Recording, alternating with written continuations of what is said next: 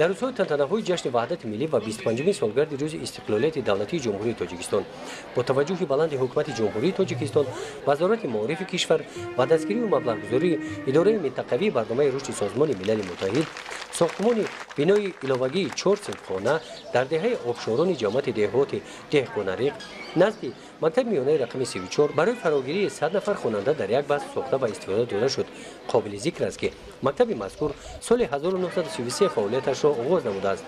در مراسم با استفاده دادن صنفخانه‌های نوی مکتب اولین دیرکتوری همین مکتب رحمانوف عبدالعزیز که امروز سنش به 108 سالگی رسیده است و مکتب آمده به ساختمانچیان دعای نیک داد.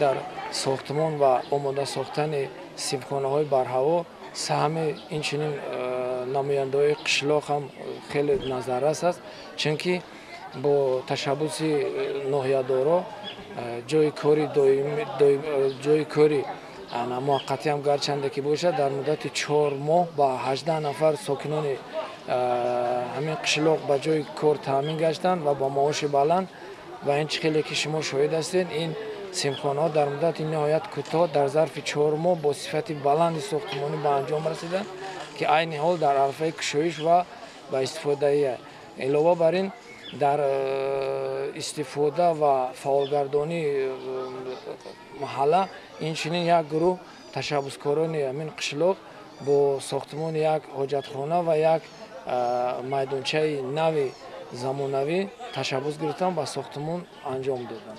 در این مکتب مشکلات نرسیدن صنفخانه‌ها جای داشت. اکنون این مشکلات از بین می رود. از ساخته شدن صنفخانه‌های نو در مکتب ساکنان ده میندار هستند. در ساختن این صنفخانه‌ها آنها سهم خود را گذاشتند. فرزندهای ما با همین صنفخانه احتیاج داشتند چون که اینها مشکلات میکشیدند. از آنها با شکر میکنیم به حکومت جمهوری که اینها را فرزندهای ما را به عهده خود گرفتن و صنفخانه‌ها گشودند. الحمدلله که فرزندهای ما در این صنفها مرحله میخوانند و برای خلق وطنشون خدمت میکنند. ما هزار بار از دولتدارا و رهبرا منتداری میکنیم که این چیزهای ما را به نظر گرفتن و برای فرزندهای ما همین خیلی صنفخانه‌های خوب آغاز کردند که فرزندهای ما تحصیل خوب می‌گذارند. ما شکرگزاری میکنیم. در مکتب رقم 34 539 نفر خوانندگان به تحصیل فرا گرفته شدند. ساختمان صنفخانه نو با خرج 527280 سومانی از طرف جمعیت دارای مسئولیتش محدود سامان ارزو ساخته شده است. در جامعه تنتنوی بخشیده به استفاده دادن صنفخانه نو در مکتب رئیس ناحیه فرخور به ساختمانچیان اظهار سپاس نموده از نام محکمه اجرایی حاکم دولتی ناحیه و آنها سپاسنامه تقدیم کرد. در این روز در شهر فرخور بنای علاوگی 5 صنفخانگی در نزد مکتب میانه رقم 3 برای فراگیری 125 نفر خواننده در یک بست ساخته مورد استفاده قرار داده شد. خوشبختانه مکتب مذکور از شرایط وضعی سه بستگی برآمده از این بعد نظام درس و تعلیم در این مکتب معتدل می‌گردد. ما در نزد مؤسسه به همین صنفخانه‌ها ضرورت داشتیم چون که مکتب تحصیلات میانه رقم 3 سال 1965 به 675 نفر خوانندگان ساخته شده بود. حالا باشد با زیاد شدن زیچی اهالی خوانندگان به 1536 نفر رسید.